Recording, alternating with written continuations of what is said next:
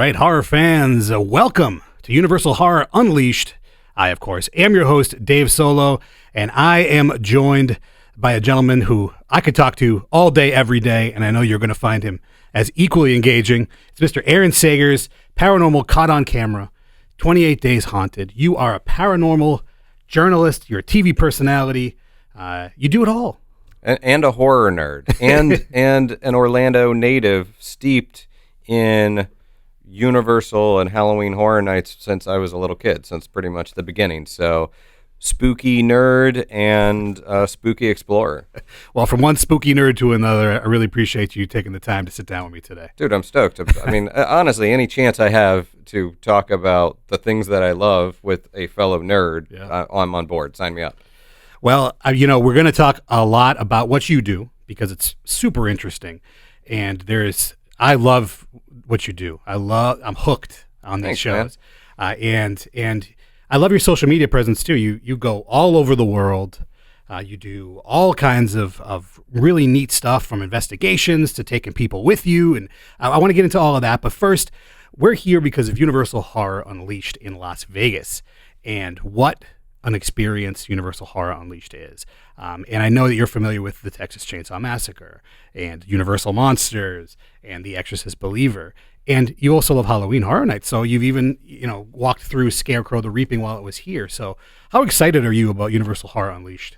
No, I love this kind of thing because, when you work my job, spooky season is not just October, it is year round. And so I go to cool locations that have fun folklore and stories of hauntings, and I do this all throughout the year. So honestly, about Horror Unleashed, I'm like, oh great, something that is for me, that is going to be a permanent fixture, so I can go there and get my scare on, and in Vegas. Yeah, so I was super stoked about it when I heard that it was coming out. And then yes, the properties that are being unleashed, Texas Chainsaw Massacre, Exorcist Believer, Universal Monsters, and the Scarecrow, that's all my jam. So, yeah. Yeah.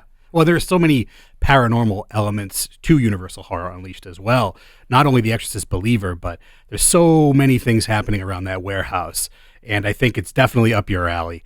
And it's phenomenal, and you'd be perfect there, giving a tour, talking about paranormal, experiencing it yourself, and we want to see you there. So maybe even doing a ghost hunt. I'm just putting this out there. Universal, you need a guy. You need a ghosty guy. Let's check it out. We got a ghosty guy. Let's see if Horror Unleashed has brought in any actual paranormal activity. Yeah, and you've been to Las Vegas on some paranormal trips, research trips as well, right? Oh yeah, many times. I mean, I've been to Vegas many times, talking about the paranormal, exploring the paranormal. It is a city that is so rich and steeped with spooky tales, but also beyond that, you have a ton of legends connected to, well, not even just legends, actual outright sightings connected to UFOs or UAP, if you prefer. I still like UFOs. I'm old school like that. But of course, stuff in the sky. So, and on my show, Paranormal Caught on Camera, we've shown a lot of clips of both hauntings and strange things in the sky right above Vegas. So I don't know what the sign is there. Maybe whether you're having your party in this life, and then you want to continue the party going in the afterlife, so you hang out in Vegas, or maybe the extraterrestrial tourists, they still want to check out the Strip. I don't know. I'm not upset about any of that. And at Universal Horror Unleashed, there's a lot going on, like I said. But before we get back to that and keep talking about that, I want to talk about you, because that's, you're here, and I'm so glad you're here. Again, you were on my list to have as a guest on this. You were at the top of that list, and I'm just so fascinated with what you do. But I want to know about the human being, right? Where did you grow up? You said Orlando, right? What kind of kid were you, and what kind of things were you into? So it's funny. So yeah, I grew up in Orlando, and I think really honestly, I was steeped in theme parks, as you can't be in Orlando without having that awareness. I remember going to Universal Studios Florida when it must have been within the first couple months of it opening, just to give you a sense of my age. And then, the Islands opened, Islands of Adventure opened, and same thing. I was a little bit older at that point, and then right away I was there. So I was steeped in that, but I was a comic book nerd and still am a horror nerd. But I was also simultaneously into these stories of the paranormal, folklore, urban legends, all of it kind of mashed up together. So I was just all encompassing nerd. But then I think by being a fan of like horror and looking at, let's say, stories of the supernatural and universal monsters or The Exorcist, and then reading the real case files and everything, you start connecting the dots as far as, well, this may have influenced this, or this kind of lore is present in this story, and it becomes kind of fascinating in that way to see it all together.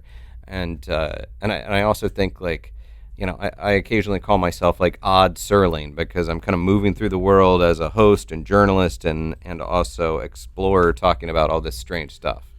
So how did that bridge form from just being a kid who loved this stuff and was fascinated until to your career, right? Your life. How did that happen? Yeah, honestly, so I will say I'm only recently starting to talk about this. Like, so my first childhood home was in Winter Springs, Florida, and we had some weird stuff going on in the home. Even though it wasn't a particularly old home, there was weird stuff that kept escalating over a number of years that seemed to be gaining attention of us in the house. And that was strange. And you would think like that right there would be the origin story. But that was always a part of my personal history that I thought about. And then weirdly, I became a journalist. I was working in newspapers and everything, and then magazines. And then with the rise of social media and the rise of paranormal investigative TV, early 2000s, I was like, well, I'm into all of this stuff. I was reading all of this stuff. I know other people are going to be into this as well. And with social media, it's going to allow people to connect across city limits and national borders and then talk about this stuff without being the weirdo at their kid's PTA meeting, like that kind of thing. So I was just like, I'm going to talk about this because I know people are interested. And sure enough, the stuff I wrote about got some attention, and then people wanted me to do more. And then that led to this weirdo being on TV as a host, and then it was off to the spooky races from there. But it was weird because I never, until the last few years, really started directly thinking about how the weird phenomena taking place in my house kind of molded me to get here as well. That was just sort of almost like this private part of my world that I didn't really connect with the professional side of it.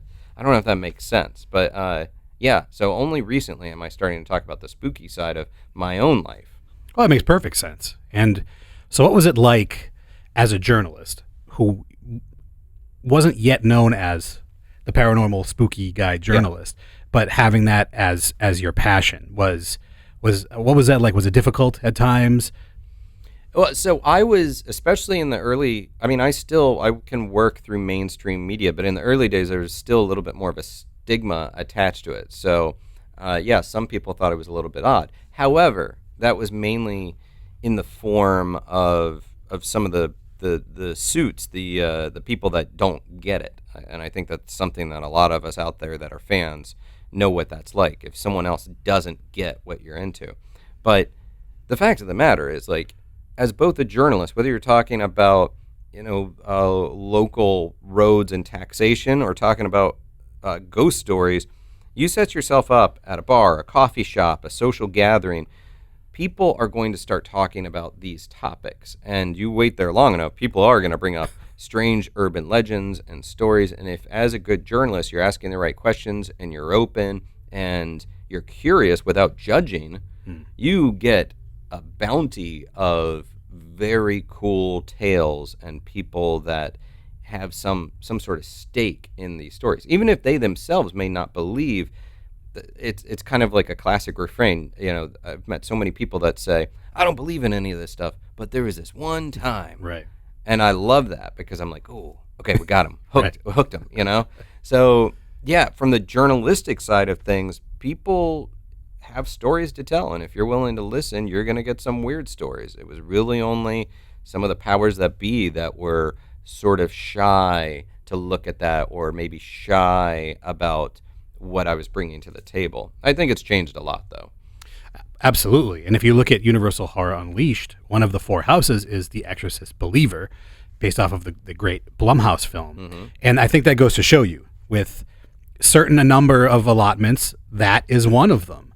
So in your experience and in your travels, what have you found is people's fascination with that, with maybe not exorcism specifically, but that side of it? Well, there is quite a fascination with exorcisms, specifically, as well as like hauntings, demonology, and I think part of it is the grand mystery of what happens to us after we shuffle off this mortal coil. There's that, but also this idea of this eternal battle of good and evil, right? The darker side of the universe and the lighter side of the universe.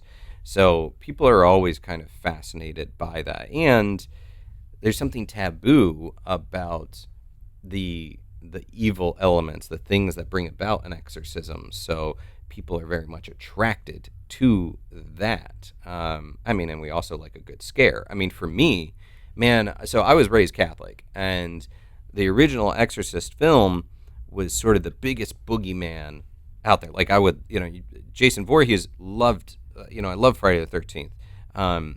But that didn't really get under my skin like the Exorcist movie did. And then the Exorcist franchise writ large, I think, just kind of speaks to me because it's kind of part of what I grew up with. So that was a movie where you shouldn't watch that because you might be opening doors even by watching it.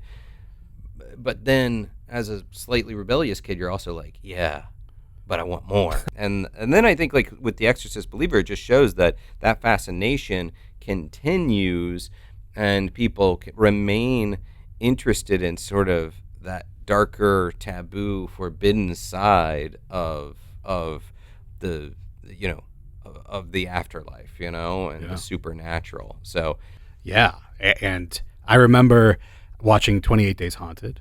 Absolutely hooked. Thanks, man. Absolutely hooked. What a phenomenal show. And the gentleman who appeared to have been possessed by a demon of sorts. What have you personally seen or experienced along those lines? Yeah, so I will say, if you follow certain like YouTube paranormal culture, and then, even some shows out there that would suggest that there's a demon lurking around every corner and there's people getting possessed left and right. That's not really my experience. And in fact, I think the forces of hell, if they're out there, I don't think that they're the best thing that they can do if they're trying to bring about the downfall of humanity. I don't think they just need to go possess a YouTuber. I feel like that's kind of a waste of their talents. Maybe you have like a low-level intern from hell where you're just like, all right. That's the title of a movie, right there. Intern from hell. It's like, like, oh, what are we gonna do with this demon today? I don't know. Can we take a lunch order? Nah, just have him go possess that YouTuber. I don't think it's happening as often as people sometimes like to present. However, I do think there's light and dark out there, and I think if you start poking hornets' nests, don't be entirely surprised if you get stung. I personally, I've seen situations, I've seen things that I did not think were a ghost per se, but was something much weirder and darker. It sounds insane, but I'm going to say it. I was investigating a location in Virginia City, Nevada, and I saw what looked like this shadowy form that took on more shape that looked almost goblin-like, almost like Gollum in a way, and it was crouched and crawling along the floor, and myself and a person next to me leapt up at the exact same moment, reacting in the exact same way, saying like, holy expletive, there's something crawling towards us. Like, we both finished each other's sentence, like simultaneously. Wow. And the feelings associated with that were not nice, and it felt very intense. And am I going to sit here and tell you that I think it was a demon? No, because I don't have the rule book. But do I think it was something quite intense that didn't fit the paradigm of a lot of sort of ghosty type of encounters I've had? Yes, I will say that.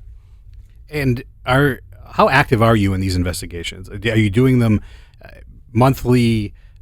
Is there a cadence, or do you just get a tip and that's when you assemble a team. Like, what's that whole process? It all depends, like what TV show I'm working on, who's inviting me out, where I'm at. Like, I will be, oddly enough, I will actually be heading back to Virginia City in a couple weeks, and that will be for an event. So people will be, fans of the shows and of the genre, the paranormal genre, will be paying money to go there and investigate with myself and with some other people. So we'll be leading the investigations. But yeah, I would say that like I get out at least once a month on an investigation, but it all depends on like what else is going on and what project I'm working on. But I absolutely love it. I mean, the other element to doing this is, so I'm also a big research geek, and I love learning about stuff. So hence kind of the buildup to being a journalist and being a good nerd. A good nerd is about collecting things and collecting data and absorbing everything about a topic. It's true. So same thing with the paranormal. So I love spending time researching libraries, going through old files. And the other part of it is like, I kind of get to do now what used to be called trespassing. So I get invited into Formerly known locations. as. Yeah, like, I get it. That's one of the best parts. It's like even if you go into like a haunted old hospital or an old hospital and it's supposed to be haunted and nothing really happens at night, you still get to freaking wander around this old building, which is amazing. Right. Yeah. And it reminds me at Universal Horror Unleashed, there's dead storage, then there's the prop graveyard, Yeah. and there are so many cool artifacts in the prop graveyard from past Halloween Horror Nights, and there's some paranormal scare actors that will be around there as well that that are really cool. So it's like it has that cool factor. And Scary but cool. And there's also this element of, now this is a theory, and I'll always say when it comes to the paranormal, again, I don't have a rule book. I've had a lot of weird experiences. I've researched a lot, talked to a lot of people throughout the world. Like you said, traveled the world pursuing this stuff. So I don't have a rule book, but I have a lot of ideas and ideas, that are even maybe theories. So I'm not going to tell you what's right or wrong about all this, but when you have a place where you have such strong emotions, such as, I'm looking out on the street, we see a lot of people at Universal Orlando right here. They're having a great day. They're here to have fun, and then they're sticking around for Halloween Horror Nights, and they're going to get scared and have more fun. These are all very intense emotions, and it tends to be the situation, a theory within the paranormal, that these intense emotions can stir up activity. So it's not like necessarily tragedy or sadness. It can be joy. It can be that fun scare feeling that you're stirring up all this emotion and maybe pulling in the paranormal activity. So as a result, and then the flip side is like when you're talking about certain things like ghosts and exorcisms and all that kind of thing, that in effect you're pulling like a type of activity in, So That's interesting. So in a way, we could be sitting on a hotbed of haunted activity just at Halloween Horror Nights because of all the emotions and everything that's happening here. And you can feel it in the air, to your point, It is crackling. Like it is when you're walking around at night at, HHN, there is an energy in the air. Yeah, for sure. And I felt the same way about Universal Horror Unleashed. And, it's I love hearing you describe it. I love the way you describe it. I got to know, what's the most rewarding part of what you do? I mean, it is, the travel. The travel is some of my favorite elements because I didn't travel a lot as a kid. I'm the youngest of 5 kids. It was expensive to travel, and so I love the travel and exploring any corner of the world and hearing the stories there. So, and the thing that I found is you can be, in New Zealand, you can be in Japan, Romania, Ireland, like wherever it might be, South America, and maybe the stories take on different names, but there's a crossover of phenomena and legends that when you start connecting the dots, it really weaves this fascinating tapestry of lore and beliefs that makes me think we can't dismiss this stuff.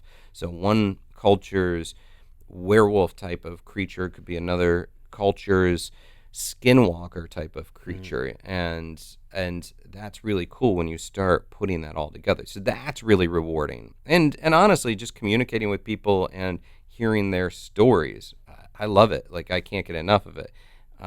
So, and of course, like when you have a moment where you have something really freaky and crazy and paradigm shifting happening to you, such as I mentioned, like seeing that weird freaking goblin type thing, that was paradigm shifting. That was bizarro. It is thrilling. It is exhilarating. Even if you've been up late into the wee hours of the night, you are wired. You want more, and that is such an adrenaline rush. So yeah, I feel like I didn't answer your question. It's all rewarding. Like I'm so lucky to do this kind of thing and to talk to people, and I like I do a podcast, and I ask people to submit stories to me that I can share from wherever they are and whatever's going on in their world. And something you said I find very fascinating. Like when you saw that goblin-like creature, you said you wanted more. Like some people, I think, would just be afraid and never want to go to that place again or something. So do you think that there are different folks that get an adrenaline rush from it, like a roller coaster or something? And then, and then A, and then B, what do you think about people that will run the other way? Yeah, well, I don't judge anyone that is if it's not for them. I mean, like having that fear, that craving for fear, is a very human need.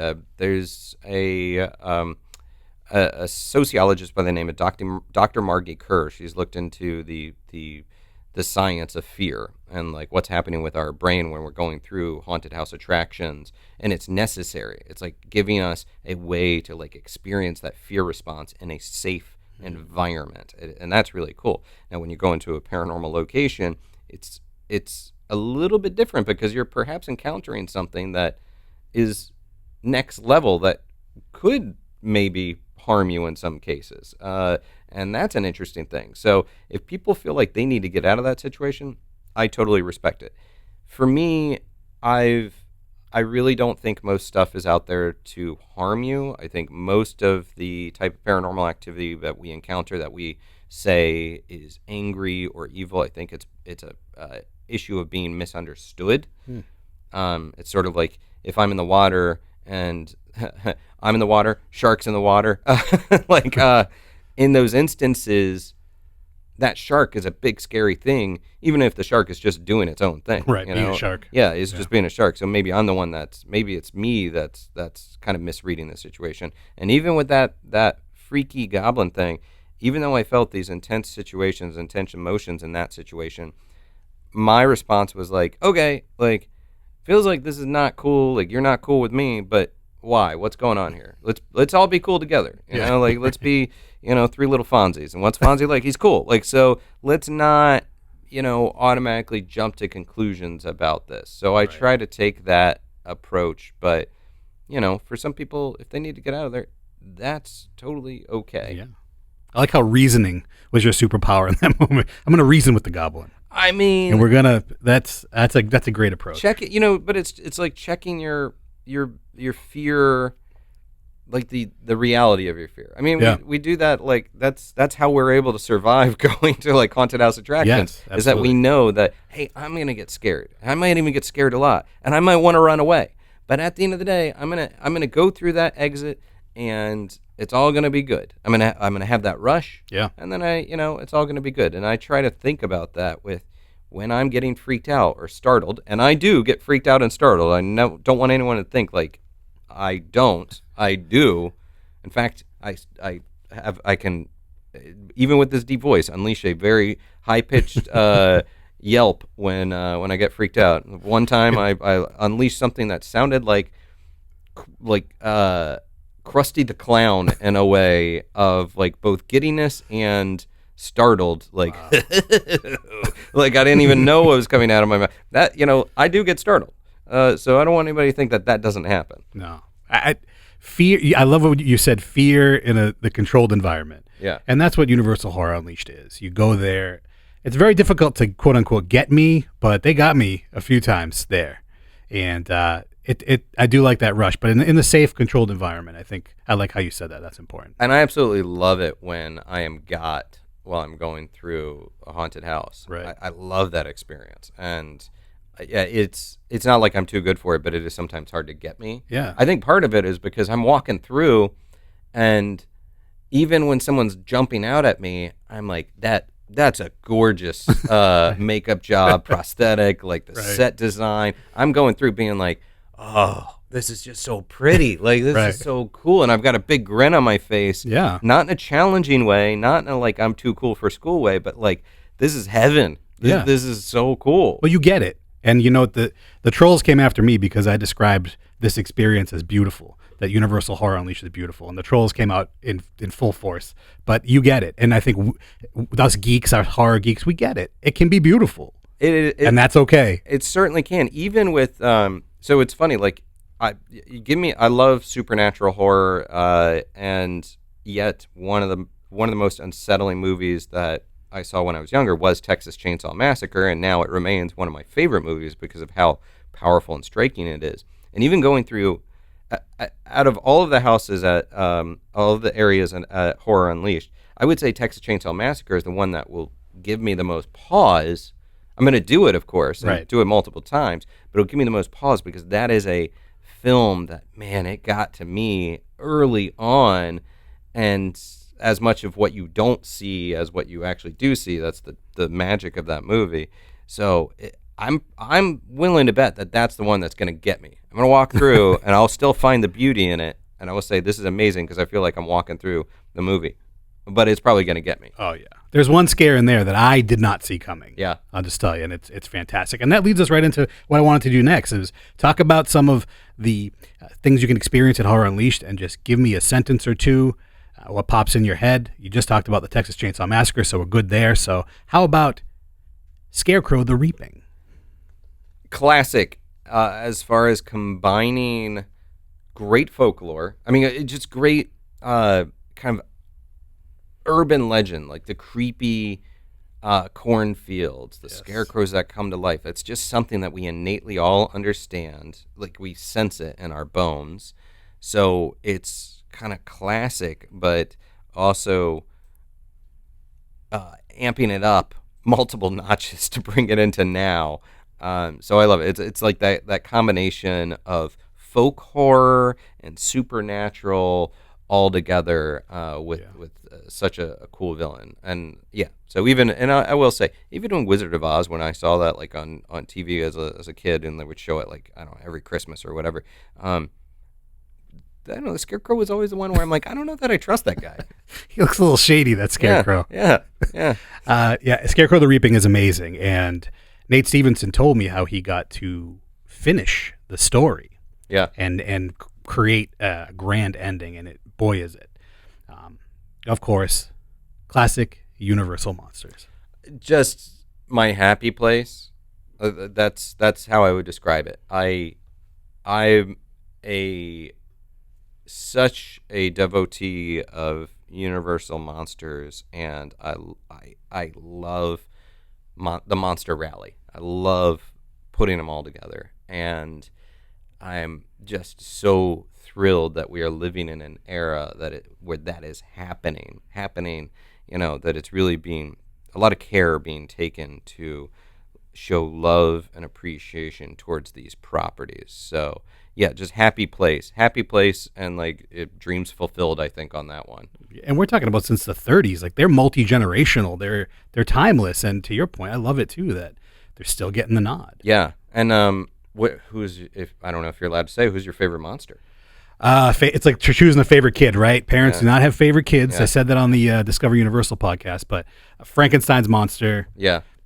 just the best in my opinion. Yeah. I love them all for different reasons, but I have to say it's got to be Creature for me. I think you answered a question I'm going to ask you in a few minutes, but we'll come back to it and let's see if the answer is the same. Okay. But before that, The Exorcist Believer. Yeah. Well, it's like a good day at work. Right. it's like, That's great. But no, and something I really enjoyed about the film is that it expanded the lore of the classic franchise, and now seeing it go even further, and as we were talking about, the one effect in there, super stoked about. So yeah, no,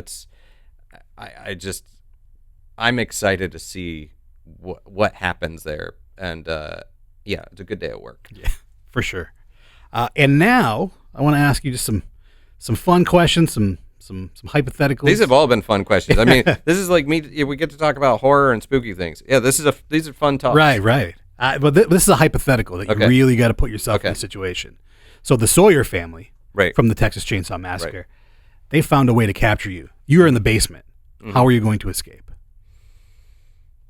Well, I'm not a terribly big guy, and I like to think I'm pretty wily and scrappy. So maybe I can shimmy out of something. I don't know. But beyond that, I will tout my own barbecue skills. That's a great answer. And try to convince them that, no, I'm not what's for dinner. I'm who's going to help you make some dinner. That's a good answer. And you go to Rough Cuts and get some of that meat at Universal Horror Unleashed. So make sure Rough Cuts. It's a nice, beautiful little barbecue spot within the warehouse. I've heard about it. I've heard about the food and drink options there. So yes. Ooh, I was 20 pounds lighter before I went last time. I think you answered this, but I want to see if it's the same because this is a setup scenario. Okay. You get to spend an entire day with one of the classic Universal monsters. Who's it going to be? What are you going to do? Okay, so this is where these hypotheticals, I then have follow-up questions. Like, okay, so... You're the first person that said a follow-up question, so I love this. Well, I think a lot about things like time travel as well and how I'm going to operate through that. That's fair. By the way, I think I would be a very good time traveler. So with the Universal Monsters, if I'm spending a day with them, is it in an adversarial format? Is it as a friend, and are they at their full height of their powers? Well, I'll stop you there. It's as a friend, you're buddies. We're buddies. The power stuff. Okay. So never know. I would say probably not Dracula, because if I'm spending a whole day with him, he's going to be sleeping the whole day. Unless he's got like really cool stuff in his house. He's like, I'm going to be sleeping all day. Make yourself at home, you know? That's fair. Like then maybe that's worth it. I'm gonna probably, and yeah, Wolfman. Again, you're dealing with, like, you know, depending on the version, you know, 1 night, 2 night a month, and it's only at nighttime, you know. So I'm gonna probably stick with Creature, I think, because we're talking about probably a sunny day. Yeah. We've got some good beaches going on. We've got some, you know, a boat out there if we want to get some fishing in. I think that's it. Like, you know, I am, as I said, I'm a Florida boy. I have also, I lived briefly in Brazil, so I, you know, where Creature is. So, yeah, like, I think that's a good mood. Maybe get some caipirinhas going. Yeah. I like it.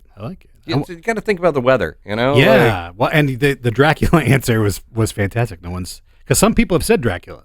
So during the day, to your point, I mean, maybe that's the safest way to go. But I think Creature might get you into some trouble, I think. Well, I mean, fun kind of trouble. I mean, look, Frankenstein's monster, not much of a talker. Yeah. Sometimes that's okay. That's okay. Wolf, yeah, Mummy would be good, I guess. He gets crazy with the curses. Yeah, a little bit. He's got lots of gold on him, so he'd probably pick up the tab for, like, dinner, I would think. That's a good thing. But I'm a fast walker, and he is not. So, okay. Look, I'm sorry we went down this. I'm not sorry. I love this. I have way too much here material about this. I'm just listening, and I love it. Finally, this isn't hypothetical. This is a legit question. What was your favorite Halloween costume that you ever rocked? Favorite Halloween costume? I will give you... I'll give you actually... Can I give you one that I remember fondly, even though it was a terrible costume? Okay. This was growing up in Florida. There was a Halloween where I believe there was a mosquito encephalitis scare, and it was a time when you would actually trick or treat on Halloween night, but then for whatever reason, because of the scare, they were like, all right, parents, send your kids out on like a Saturday afternoon or whatever it was. I don't think most people were doing this, but my mom was like, all right, we're going to go trick or treating or whatever. I think I'm recalling this part of the backstory correctly. All I know is that for whatever reason, I had to go out trick-or-treating when no one else was. I was dressed as Frankenstein's monster. Nice. And it was hot and very uncomfortable in that costume. And not only that, but knocking on doors, you know. You're the only one. Trick-or-treat, being taking these people off guard. Like, what? That's not like, I might have some, like, pocket change and lint, and here's a couple Werther's original to drop in your butt. So that was like, feel like in that instance, it was, I remember it fondly, even though at the time it was a nightmare situation. More recently, I would say the last couple of years, you've got like Ghostbusters, natural. I know it's a bit on the nose for me to love Ghostbusters. And then also a little bit of a deeper cut is Kolchak the Night Stalker. A couple years ago, I was in a haunted location, and there was a Halloween party. That's like straight up cosplaying. But having a Halloween party at a location known for paranormal activity, isn't that asking for it? It really. I mean, last year I spent Halloween at Dracula's Castle in Romania. So yeah, okay. So I mean, it's a good perk of the job, you know. Yeah, the choice.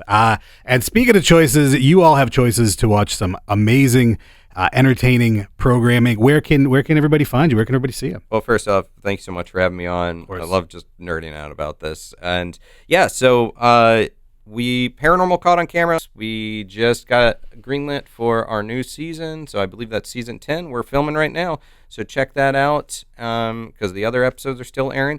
I do a show called Talking Strange. It's a paranormal show where I interview celebrities, like Nicolas Cage has been on there, Patton Oswalt, but I also talk to researchers, folklorists, authors, and I get stories from y'all on that. So, send me those stories. Talking Strange on YouTube and wherever you listen to your podcasts. And you can also email me, contact@talkingstrange.com. And then I have some trips coming up, man. I'm taking people on spooky adventures to Ireland to explore vampires, folklore, all that good stuff. So you can find all that information on my just website, aaronsagers.com, and @AaronSagers across social media. I want to hear from you guys. Yes, please. Aaron, it has been such a pleasure to have you in the studio. Thank you so much for joining me. Dude, thank you, Dave. We got to do it again, and maybe we'll do it in Las Vegas. So everybody at home watching, thank you so much for sticking around, and stay tuned. Plenty of more spooky, great shows coming your way. I'm Dave Solo. This is Universal Horror Unleashed.